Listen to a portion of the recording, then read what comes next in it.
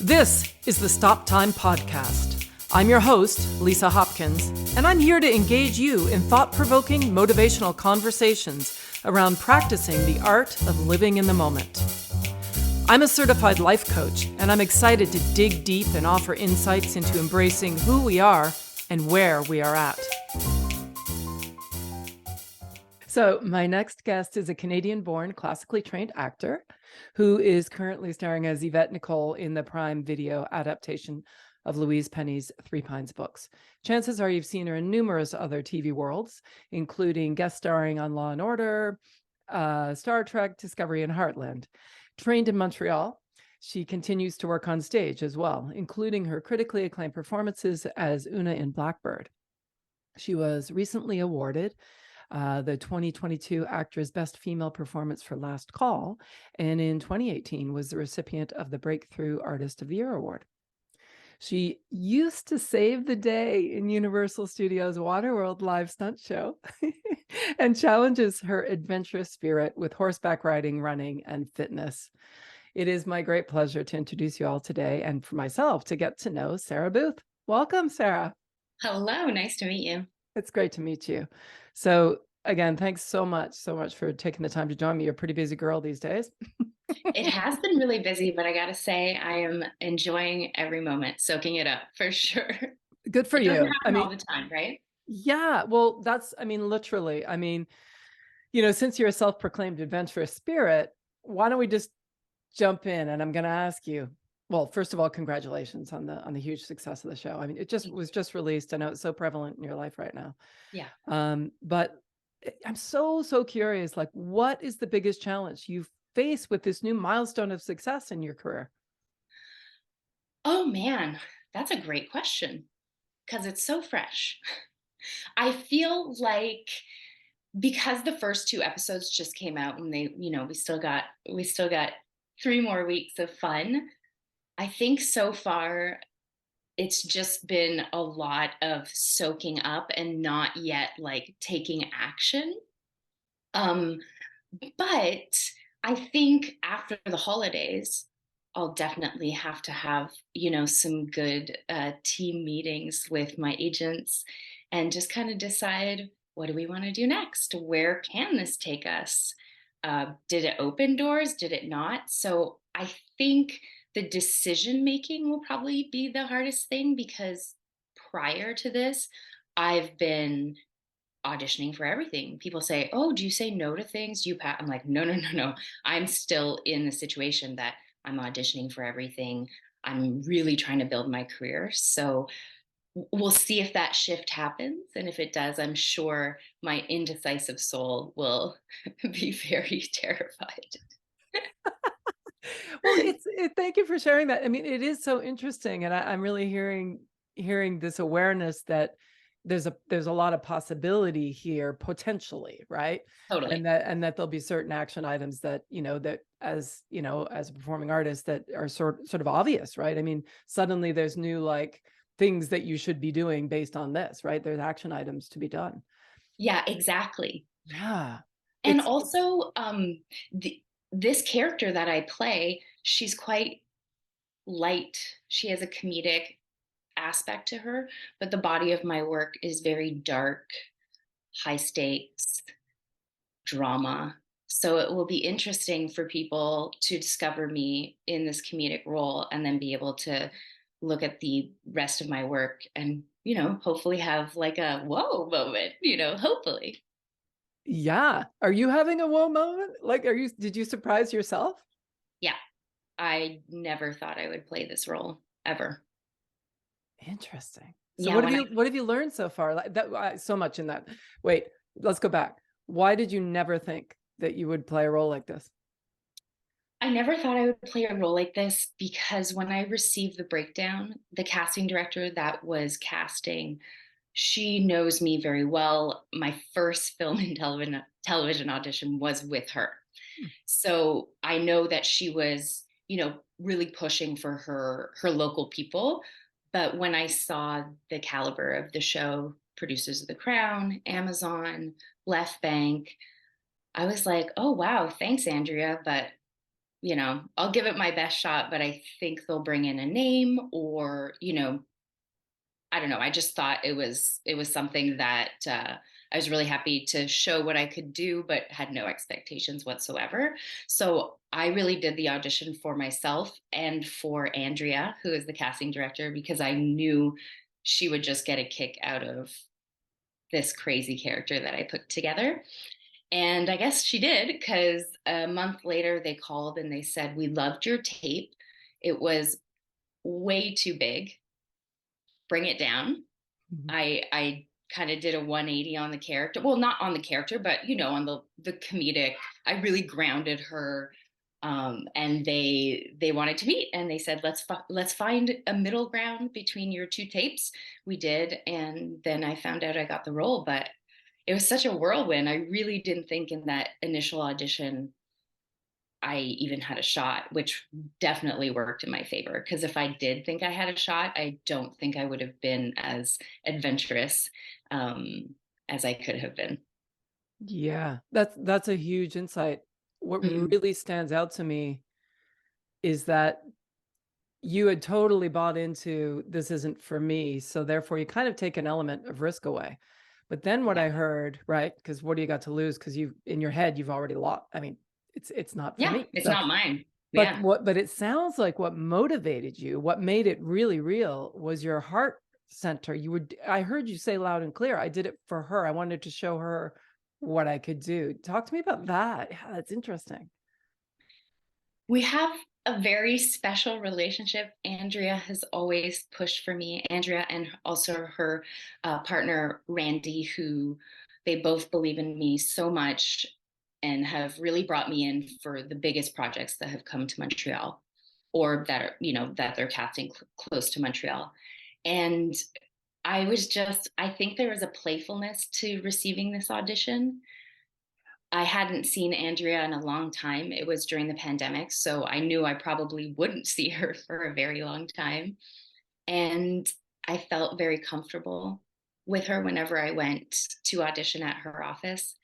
So I felt like I just wanted to send her like a fun message, I guess. So, like, thanks. Like, what a fun character. Here's my spin, And it just felt fun to do. Honestly, I had to change my perspective on auditions, like in the past 2 to 3 years. I just it wasn't a job opportunity anymore. It was just fun. It was Mm. playtime. That's it. I had to take that away. I had to take the desperation away. I was in LA. I had 5 jobs. I just wanted to book something so I didn't have to run around with like a chicken with my head cut off. So I think really working on that part of myself, and not expecting a job, but just having a 20-minute session with my friend in my apartment to just play around, that's when my career really changed. Wow. Yeah. That's super interesting. Yeah. So again, back to the sort of feeling of, you talked to me about sort of the action items, and that once you process it, you know how you're going to move it into action. I'm curious to know if it's okay with you, like internally, what you've noticed so far, or maybe what you're just noticing right now about how you're receiving and perceiving things around you. I have to sit down and breathe, um, because it feels a little bit like a super fun tornado. I feel like my brain is constantly going a mile a minute. Oh, someone messaged me. I want to message them back. Oh, I have to do this. I have to do that. I have interviews. It's like all like welcomed chaos right now, which I'm really enjoying. And, I definitely feel like the stress in my body, obviously a good stress, but I feel like I don't want to miss a moment of it. It's Yes. fun. It's really fun. Yeah. I love Yeah. this. Oh, it's so but it's just, I mean, I feel it's emanating off of you, but I feel like even without this project, you have that. I don't know you, but my Mhm. instinct is that there's part of that that was seen, or that you allowed to really be you, in that mindset shift that you talked about, right? Where you put fun back in it, which is obviously a huge part of you. I mean, when I'm looking at your, your bio and stuff, and that, she used to save the day, right? I mean, live stunt show, right? And challenging your adventurous spirit. Talk to me a little bit about your adventurous spirit and when you noticed it showing up in your life. I grew up in a small town of 2,000 people. So very dairy farms. My backyard was probably 3 kilometers long. We had animals. I had a pony. It was just, I don't think I ever realized how adventurous I was until I moved to the city and started. I loved that I was in the city, of course, but I was like, oh, I have all this energy. Where does it go? So that's when I really got into fitness, because I needed like my hamster wheel in the city. So yeah, I have trouble sitting still long. I love traveling for work. I love discovering new cities. When I got the idea to move to LA, I was like, let's do it. Let's just do it. I love kind of jumping in the deep end sometimes, which is, pros and cons, of course.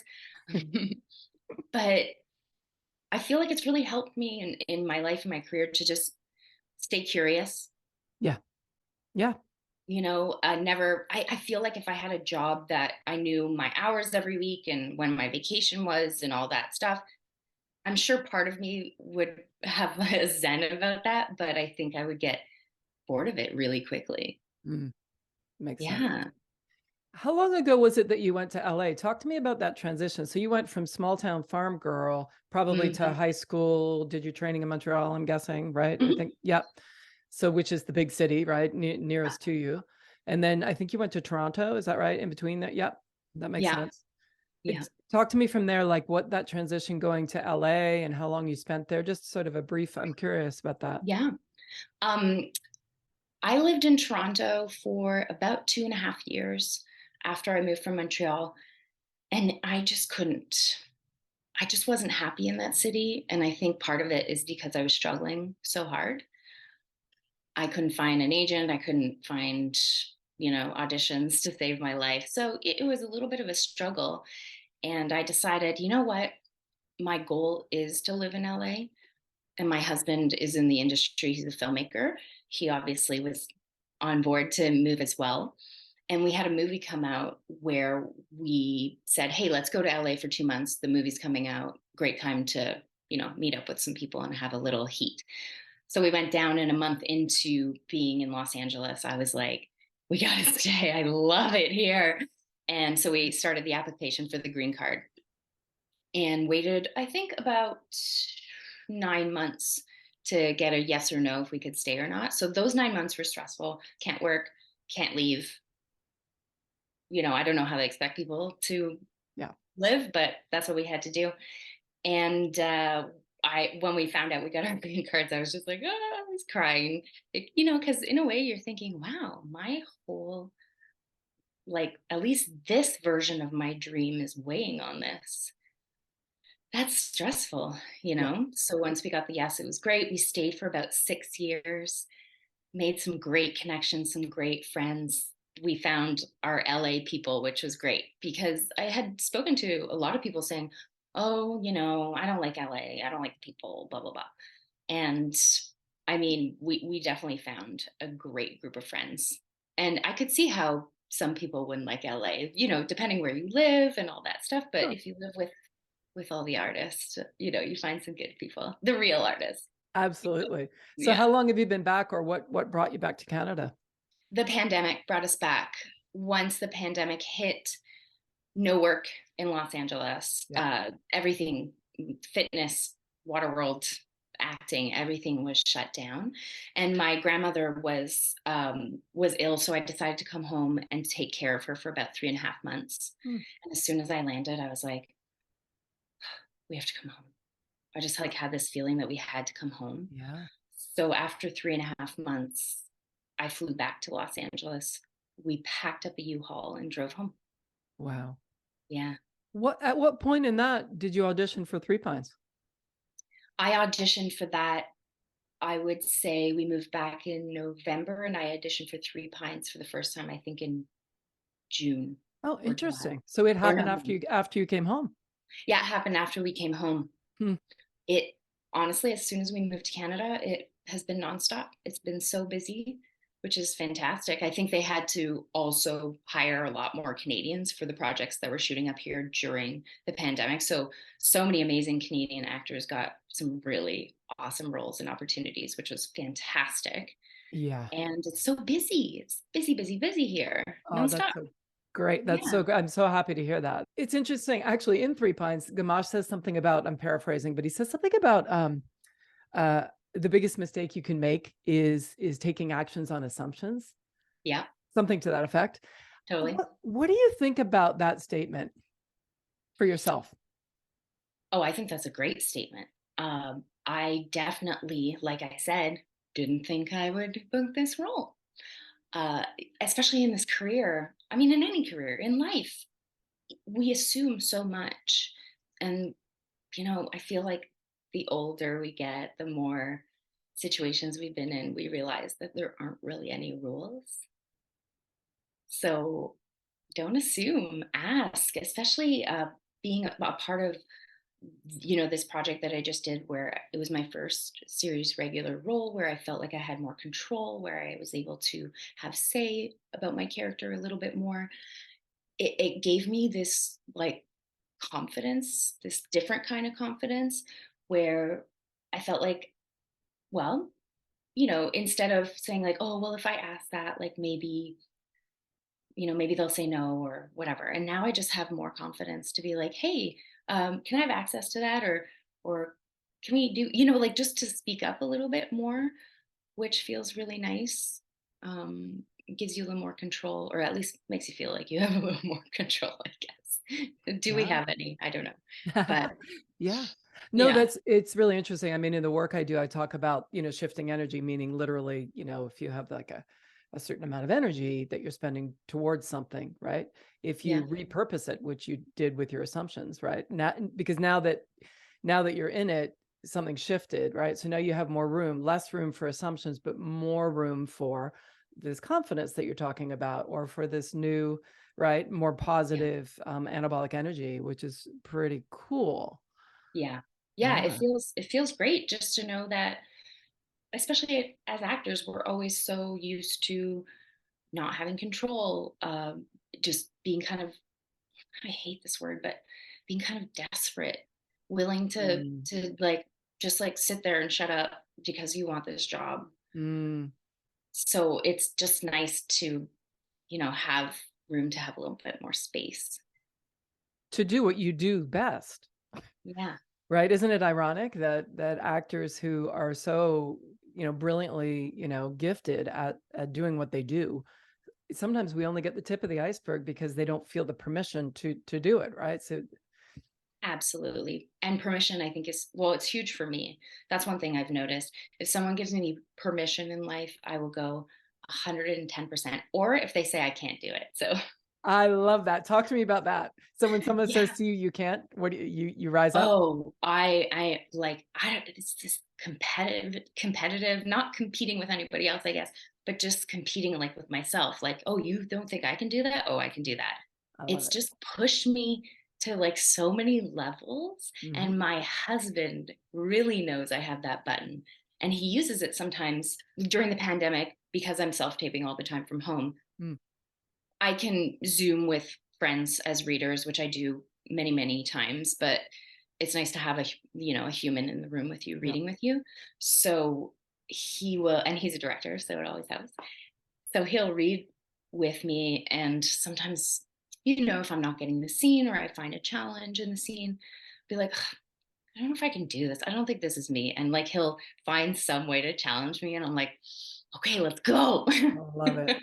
Yeah. I love it. Yeah. Yeah. Yeah. It's a great motivator sometimes, right? It is. Yeah. It really is. As long as it's not always, it's good.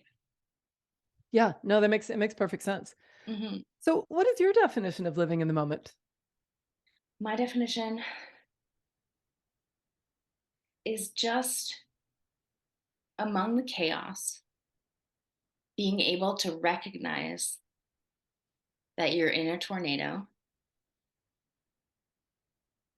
but being able to take a breath and enjoy that, no matter what tornado you're in. I think is important, because I think like the momentum sometimes of either tragedy or excitement, like you're on the ride, right? And it's just like you're gone. But I feel like good moments, bad moments, to be able to just like slow down that momentum and say like, okay, like, my grandmother passed away a few years ago, but I was able to be in the room right after she passed with my family and be like, this is a beautiful moment. This is really nice. It's shitty, but this is actually a really nice moment for everyone.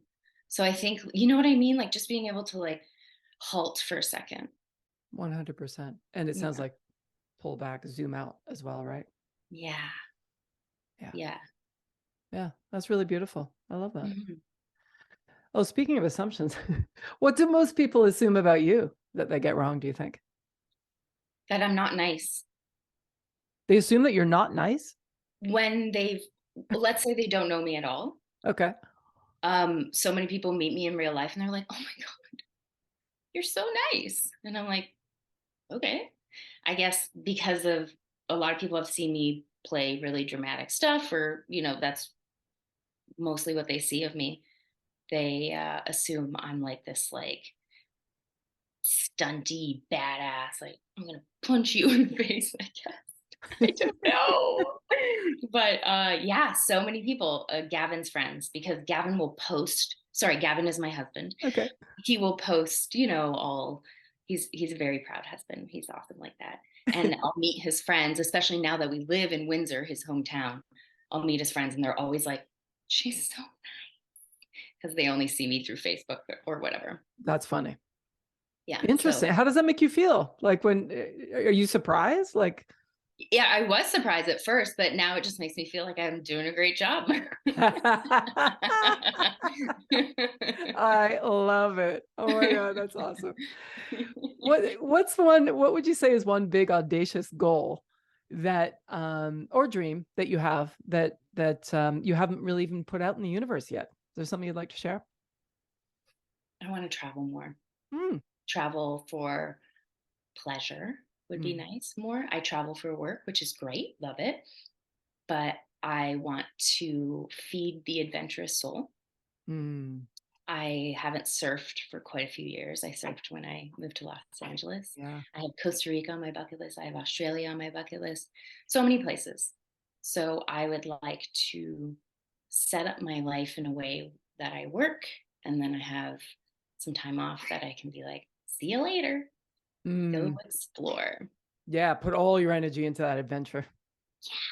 Yeah. Yeah. That's brilliant. I mean, it's interesting because it does sound like you're living a beautiful kind of balanced. I mean, you're getting lots of adventure in your work, which is really, really Yes. cool. But I'm hearing you say that I really want to devote some time to my first love of adventure. I do. Yeah. I just want to go, ride horses in the Rockies. Why not? Well, yeah, Right. 100%. Oh my gosh. There's Yeah. too much. No. There's too many beautiful things to see, and like I'm starting to get FOMO. Is that right? Yeah, Yeah. yeah. That's interesting. So what's something that you've seen recently that you kind of go, dang, I want to do that, but I don't have time? Iceland. Mm. Yeah, they have. They put out a special flights out of Detroit for like I think $500 return, and Yeah. I was like, ooh, that would be fun. And everyone says if you're an outdoorsy person, Iceland is just Totally. fantastic. Totally. That's Yeah, super cool. that would be Oh, fun. yeah. Is there something like what's one thing that you don't want people to know about you that, yeah. I know that's a kind of you don't have to answer it if you don't want to. No, I will. Yeah. I think one thing that I don't want people to know about me, which they probably do, but I think they don't, is that I can be really sensitive. Hmm. Yeah. I kind of have Interesting. more of like a tough, I'm fine, it's good. But yeah, I think that I can be really sensitive Mm. and I don't want to show it. Like I'm definitely more emotional than I show, Yeah. which I think I get. That's why I love performing, because I can live through really interesting, crazy moments without, I guess, just, it's, there's no stakes in my Yeah. real life. Obviously in the work there is, but Yeah. yeah, it's fun and weird, I guess. No, it's super interesting because it's like such a paradox. I love paradoxes because on the one hand, the way you live your life, and with our conversation about adventure, right? The ultimate and risk for you sounds like would be to not have, not to sort of conduit your sensitivity through a character, which actually really serves you because it's what you do and you're serving others, and it's safe because you're good at that. Mhm. But I'm hearing that the vulnerability piece is really hard. Yeah. Yeah. Personally, yes, Yeah. for Yeah. sure. You know? Absolutely. And it makes perfect Yeah, it sense. is. But, therapy is a wonderful thing. Well, and there's no, it's funny because, especially in this world that we live in now, like there's a thing about vulnerability as being a badge these days, like it's, Yeah. and, we talk about toxic positivity. What about toxic vulnerability too? Do you know what I mean? Like there's a certain sort of range of like, we're all on a spectrum in every moment, in every day, in the big picture, in the world, in our family, in our work. And I think this, and I mean, I work, obviously, as a coach, I work with this and mindset and stuff, but it's not about attaining one mindset, just as it's not about getting one gig, right? I mean, or Right. playing one role. Right. It's about being able to access all the parts of you so that when you need to play a role, you can, let's say, or, Exactly. right? Yeah, and do it in a healthy way too. Hmm. Because I remember earlier in my career, well, geez, right up to not long ago. I mean, we'll have different triggers for, Yeah. and they'll last a certain amount of time and then they'll get stale and you need a new trigger. And most, for emotion and things like that, I used to use like, sad triggers, all those things that you can think about: dog, parents, grandparents, whatever. And then that stopped working for me like a few months ago. And I was like, oh, am I losing it? Am I losing my gift? And then all of a sudden I realized what would what was useful to get me emotional was thinking about all the things I was happy about. Just like a total 180. And I was like, Mhm. oh, that feels healthier, you know? Yeah. Yeah. Just so That's interesting, it's really interesting because the way you triggered yourself to do what you do well always worked until it didn't. And that's your edge. That's Yeah. literally your edge. And that's where you recognize that what got you here is not going to get you where you want to go. Yeah. Right. Yeah. Yeah. You don't want to damage yourself, or you don't want to, just start phoning it in if you can't, Yeah. because it. And that's like, that'll take away your confidence as a performer. Mhm. Well, and there's Yeah. nothing wrong with doing it the way you did it. It's just not serving you anymore. Like, don't spend Exactly. any energy going back going, yeah, that wasn't healthy. It worked and it was fine, and you used it and you're here. You obviously didn't kill you.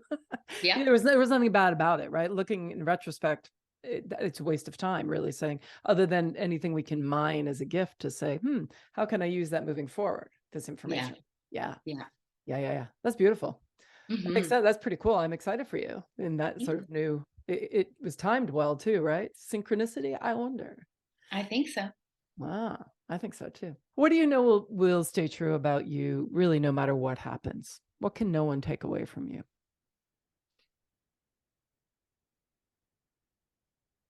My sense of humor. Mm, I've, I love to laugh and have fun. And I think that's just in me. yeah. And yeah, I feel like no one could really take that away from me because I can make funny jokes in my head. I don't have to say them out loud. Yeah. Yeah. Yeah. I Cool. drive too. Mm. Yeah. I If you really, couldn't do what you do, like if you couldn't act, or let's say you couldn't even be in the arts, what would you do you think? before I discovered I wanted to be an actor, I, my uncle was the spokesperson for a car company that sponsors a lot of equestrian events. Hmm. So he did PR for them. He would travel, present trophies, whatever, golf tournament or Yeah. whatever. He would, so he was kind of there to like celebrate, have fun. And I was like, wow, that's such a fun job. I would love to do that. So that's what I wanted to do. I was going to go into communications. Cool. And then my high school started an arts program the last 2 years of high school for me. And Yeah. I got cast in a play. And I was like, uh oh, Oh. here we go. How do you want to be remembered? I want to be remembered by someone who is generous, Hmm. who likes to take care of other people, and who people remember as being really fun. Mm. Yeah. Yeah. I'm Yeah. going to be like the fun, I don't want children, but I love kids. I just don't want my own. I'm going to be the fun aunt. Ah, They can come. I'll be like, yeah, I'm in LA shooting for the next 3 months. Come. Like that, I want to have meaningful relationships with, my nephews and my nieces. But yeah, like, I don't know. I guess I just want to be known as like the fun aunt. yeah. Everybody needs a fun aunt. Do you have, I Right. actually meant to ask you, where do you fall in the, do you have siblings? And I have an older brother. got it. I was curious because when you were talking about growing up and being like really adventurous and ballsy and all that kind of thing, I was like, and I meant to ask you earlier, like, oh, I wonder if she was like brought up with like a lot of brothers, but just one, right? One older brother and his friends. Like I would always want to hang out with the guys, always do what the guys were doing. High school, hung out with his friends, dated his friends. But yeah, I was always kind of like yeah, just always with the dudes. I had a lot of girlfriends too, but I don't know. I didn't like the sometimes there's like cattiness or I mean it happens on both sides, but I was afraid to get too close to girls, I would say. It was easier with the dudes. Yeah, they were the girls are too feely, right? Yeah, exactly. See? Didn't want to be feely. Yeah, Understandable. Yeah. right? Yeah. I love that though. But then we That's, grow up and find out, well, men are actually more sensitive, let's be honest. mm-hmm. They just don't know how to do it. They just don't know how to, yeah, how to navigate that. That's Hmm. that's super interesting. But I relate because it's hard for me too. Yeah. Is Yeah. it important to you? To be able to like to be vulnerable. Yeah. Yes, because I feel like I need those moments to draw on in my life. I need to live life to the fullest. So I think the most important parts are when we're vulnerable. Mm, And if I feel so much better after I am, of course. that's interesting. What does it look like to you, vulnerability? Like how do you define it? Because I think it's defined differently for everybody, right? I think being vulnerable is being too scared to say something, but saying it anyways. Mm, I guess talking your truth, even though it's terrifying, that would be vulnerability to me. hmm. Whether it's sad, happy, scary, like being able to just tell someone something truthful that you want to tell them, pretty pretty powerful. Yeah. Yeah. Thank you, first of all, for sharing that. What's the fear? Like, what's the perceived fear? And I understand that. I hear you. And it's interesting you said in saying it anyways. What's the fear? Like, what is the worst case scenario? Do you know what I mean? Hmm. I think it could sometimes it could come from somewhere that you're not sure complete or you don't completely understand your feelings. So Hmm. that can be confusing and maybe unclear to the other person, or your feelings might change. So you feel like, oh, maybe I shouldn't mention it now because I'm not 100% sure like where I'm going with this. Yeah. Or fear of rejection, fear of being shamed, judgment, basically, I would say. So let's do the rapid fire. Okay. So I'm going to say Ooh. what makes you, and you say whatever comes to your mind. Okay, great. Okay. So what inspires you? Anything around me. Love it. What makes you sad? Lonely old people. Hmm. I could cry just thinking about it right now. That's interesting. I mean, why? When I see them in public, maybe I make up a story, but I imagine like when someone's like old and struggling and alone, I'm just like imagine having no one left to be with or take care of you. Yeah. Ugh, breaks my heart. Sounds like that's a good tool for you. Yeah, right. Thank you. We just discovered another one for the old toolbox. That was pretty Especially incredible. especially old men. Huh. Because I feel like old women can take care of themselves. But old men, I don't know, there's something about it. Hmm. What frustrates you? Oh, I just got like full of something. What frustrates me? Uh um like running out of patience. Ugh, that Ah, like when like you're just like waiting for something to happen and it won't happen.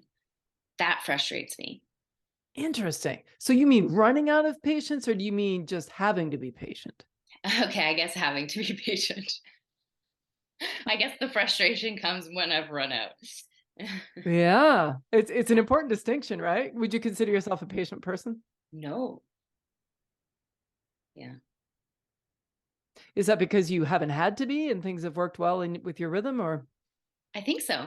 Yeah. Mm, I've like honestly, I don't have very many complaints in life. And I think the things that I do get frustrated with are not like, let's be honest, it's not anything that, is life changing. Well, I mean, life changing to me, yes. But yeah, it's just I find it hard to get something out of my head when it's in my head. yeah. I get obsessive a little bit. Well, it's really interesting because your body changed completely when you went, "Ooh, I just something came up in me." What was it? What was your brain? Where did it go? Did it actually take you to something that you can share that is a recent frustration, or was it just purely visceral? Because it seemed so like present. I think it was just visceral Yeah, because I can't think of a specific, interesting. but oh yeah, I don't know why. When I know something's coming, like anticipation, it really frustrates me. How do you do? Are you good with anticipation? Like, are you or are you better with just motion? I'm better with motion. If I'm Mm, feeling anxious or something like that, I run. yeah, Just put on my headphones and my running shoes, and I run, run, run. yeah. What makes you hungry? Like physically hungry or like hungry. Whatever you like. What came to mind first? Food. Cool. uh, what makes me hungry is the smell of fresh bread. Mm, I yeah, cannot resist. I love it. That's it. And if it were to be something more esoteric or altruistic, what would it be? And it doesn't. Maybe there isn't anything right now. That's fine. Well, right now I could say that what makes me hungry is a challenge. Mm, yeah, totally. Cool. What makes you angry? People that are mean for no reason, Mm. or I mean, any reason. Like, there's no reason to be mean. But you know when someone's just having a bad day and they just like want to make someone else have a bad day? Hmm. I hate that. Yes. Some people that are mean to service people. I was a waitress forever, and I'm people that serve clientele, like customer service, any kinds of those jobs. I have so much respect for, Yeah. and people who are rude to these people, I can't deal with that. I can't. Yeah. Fair enough. Mhm. Finally, what makes you grateful? My family, Mm. my dog, um, and I'm really grateful that I have a really strong support system, Mm. family, friends. I'm really, really lucky with that. That's pretty cool. 'Cause I think, yeah, having everyone be able to be along for the ride is really fun. Mm, I brought my mom to the premiere, and gosh, she had so much fun, I bet. and I love seeing that. That was more fun to watch than the show. That's cool. All the Yeah. residual joy, right, from the thing. Yeah, Love it. Big joy. Yeah. yeah. Feel very open right now, which great feeling. Oh, well, and I mean, yeah, my pleasure just to hold space. I mean, I feel that artists in particular rarely get that because they're so busy giving or so busy perceiving what is needed to be given or, showing up Mhm. in a certain way and all of that. And it's a huge joy to me just to offer that to Yeah. artists. Well, And it's also so nice and refreshing. You have amazing questions, and it makes you reflect, and I'll be thinking about these questions, for quite a few days, being like, you just kind of replay it in your head, and it's I don't know, I just love talking and discovering more things about myself and other people. I love that. Does it make you, is it more fun or more vulnerable for you? Ooh, I would say vulnerable. Oh, cool. Yeah, So you had fun being vulnerable a little bit though? I Yeah. did. Yes. Yeah, I just need someone to be like, push me Mm, push me out of the plane. mm. Yeah, I feel like once I open up, I feel like it flows, but it's just like that initial. It's beautiful. You have a beautiful energy. Oh, thank you. Yeah, it's very beautiful. What are the top 3 things that have happened so far today? I got to hang out with my mother-in-law. Nice. I had an amazing ride on my Peloton, and my dog got the cutest haircut. Really short or Yeah, it's a little short, but he what needed kind of it. dog do you have? He's a Yorkie mixed with Pomeranian. He looks like Oh an my gosh. Ewok. Oh my gosh. He's very cute. And so finally, what are you most looking forward to? I'm most looking forward to, man, I am most looking forward to, that's a really hard one. I think just getting back to work. Mm, Yeah. Seeing what's next. yeah. Yeah. I'm, yeah. Yeah. Getting back to work. Feel good with that one? I feel good with that. Oh my gosh, I can't thank you enough for spending this time with me. Again, I know you're really busy and it's been such a joy speaking with you, truly. Thank you so much. It's been a joy for me. It's my pleasure. I've been speaking today with Sarah Booth. Thanks for listening. Stay safe and healthy, everyone. And remember to live in the moment. In music, stop time is that beautiful moment where the band is suspended in rhythmic unison, supporting the soloist to express their individuality. In the moment, I encourage you to take that time and create your own rhythm. Until next time, I'm Lisa Hopkins. Thanks for listening.